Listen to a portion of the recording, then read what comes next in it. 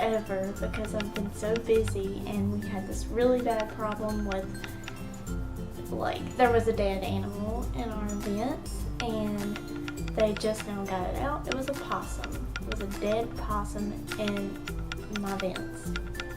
So, but now it's gone, thank goodness. And here I am, finally filming a video, and I'm going to tell you all about how I've cleared up my acne so far. I used to have really bad cystic acne, and now I don't have cystic acne, at least. I still have scars. You're still going to have scars if you ever had cystic acne. It's just something to live with. Don't worry about it. It's no big deal. I never had cystic acne before, and then when I was recovering from my eating disorder, I started getting really bad cystic acne. And what cystic acne is those big lumps under your skin, and they're really hard to deal with, and they hurt and they itch, and it's just not fun at all. So I thought that I would share with you what I've done so far to get rid of that. Everybody's body is different. Everybody requires something different, but it helps to hear suggestions from somebody that's had it or had to deal with it themselves, and I have, so I'm going to help you with what I've found works for me. So the first thing that's helped me so much, and I've started since August of 2014, and it's 2015 now, is vitamin D3. And you don't have to have a certain brand or anything. I just like the gummies, so I buy whatever gummies I can find of vitamin D3. It has to be D3 and not just D. I take 4 of these. I take them the first thing in the morning when I'm fixing my coffee. I don't tan anymore, so I think that's one thing that kind of caused my acne to get like so bad. Is because I wasn't getting the sun that I was needing. And so what D3 is, it's like the good stuff in the sun that you get for your skin without the harmful stuff that's bad for your skin. You don't need to tan. The second thing that I wanted to tell you about is this isn't the Neutrogena brand, this is the Walgreens brand. Do not buy the Walgreens brand, it has dried my face out, but the original Neutrogena thing, it looks just like this. Or you can buy like any off-brand. I just don't think that the Walgreens brand is the best because it's really dried my face out. I wash my face with that twice a day. So if you were wondering what cleanser I use, that's the cleanser I use, and that's how often I use it, twice a day. Okay, so you might think I'm crazy, but I shave my face. And before you freak out and tell me, oh, it's going to make the hairs on your face get dark and thick and all that stuff, trust me. I went to hair school, and I know hair grows from the follicle, which is inside your skin, not from the outside. So whatever you do to the outside of any part of hair on your body is not gonna go deep within your follicle and like make a difference. So when people say that it makes it thicker and darker, that's so not true.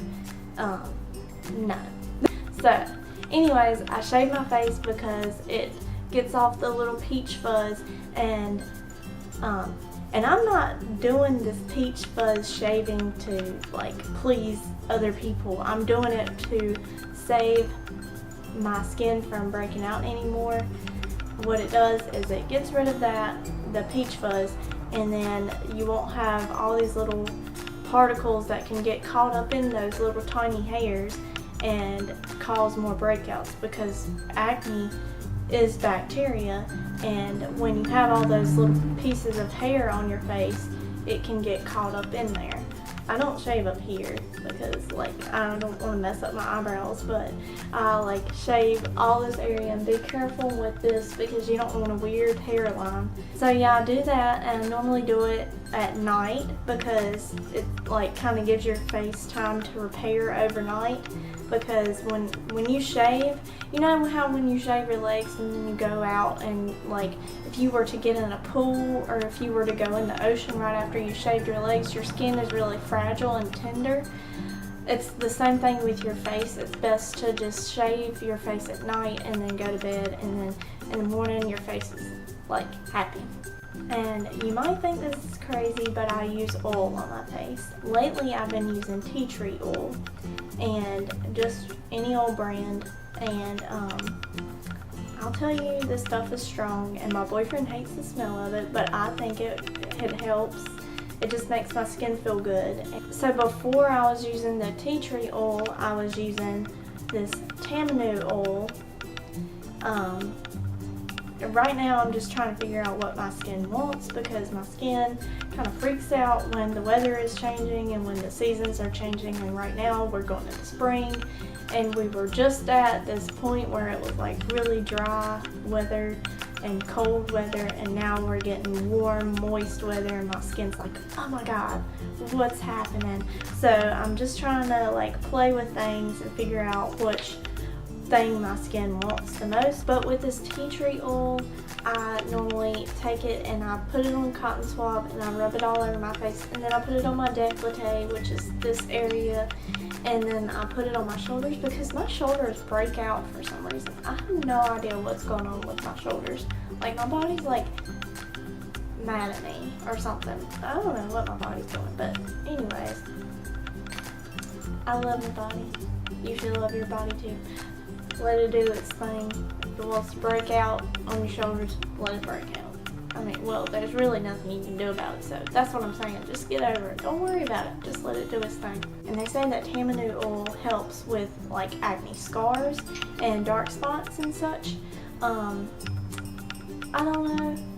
I'm gonna keep on using it. I've been using it for, I used the tamanu oil for probably 2 months, and here we are with this now, and I'm trying it. But yeah, just that's what I've been doing. So the next thing I'm going to start talking about really quick is the like makeup products that I use that kind of helps. And this thing that I found is wonderful, and I started using it in August along with the vitamin D3, and I really think it's made a big, huge difference. And it's the Smashbox Photo Finish More Than Primer Dark Spot Correcting, and it's primer, and this is it. But I use it on my face before I put on my makeup, and what I think it does, now I might be wrong, but for me this is what I think it does.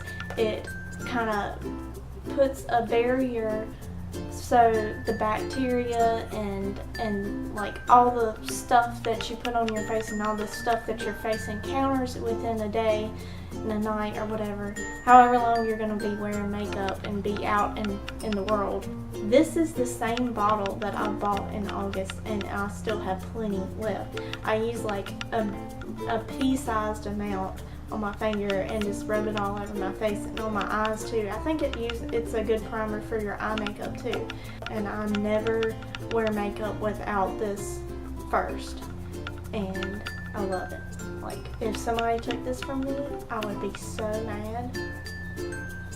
So, on to like the makeups I've been using. I will say that I have a favorite, but I wanted to see if I should try something else because I finally reached the bottom. This is my favorite, the Revlon ColorStay 24-hour makeup foundation or whatever, and I used 240 medium beige, and like I used this stuff and it was a miracle. This is something I also got in August, and it's just perfect. Like, it has great coverage, it's not oily, it's just perfection. Then I thought, well, okay, I finally reached the bottom of the bottle. I was legit taking a Q-tip and digging in there, getting the makeup out and like putting the makeup on my face and then blending it, because like I wanted the last drop of this stuff because I love it that much.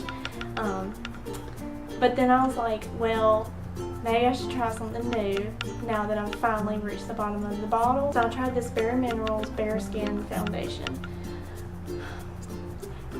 If you have really, really dry skin, this is probably really great for you.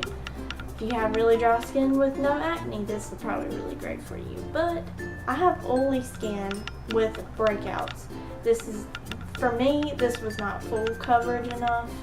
This was oily and runny, and like, I think it would be really good to use in the winter time when my skin is like begging for some moisture. I think this would be great. But for now, and the weather is changing and the weather is moist, I'm not gonna use this anymore. And then I heard all these girls on YouTube talking about the e.l.f. Acne Fighting Foundation, and I was like, okay, well, that I Heart Makeup 92 girl, or whatever her name is, she was talking about how great it was, so I always like to listen to what she says. So I finally caved in, and like, I went searching for this thing everywhere. I went to 3 Targets, a Walmart, some drugstores. They did not have this thing anywhere where I lived. But I finally went to Ulta, and I was like, where is this e.l.f. Acne Fighting Foundation that I keep on hearing about? I cannot find it anywhere. And she was like, oh, check this, check. I was like, I've checked everywhere. And she was like, well, you might have to order it online. So I finally went and I ordered it online. And I didn't know what shade to get, but I ended up getting the perfect shade in Ivory. This just worked, like, color-wise, it worked great for my skin. I'm still trying to figure out how I feel about this. I still think I'm a cheerleader for the Revlon ColorStay. Now the line is poopy again, but those are the makeups that I use, and those are the products that I use, and the gummies that I take. Oh, so one last thing I was going to tell you about is wash your brushes. That's what I do. I wash my brushes or my application, or my applicators, or whatever you're going to use to put on your makeup. If it's your hands, wash your hands really good. Of course, that's kind of a no-brainer. You need to make sure you have clean hands when you're putting on your makeup, especially if you have oily skin that is acne prone. You definitely need to have clean hands because acne is bacteria, and yeah.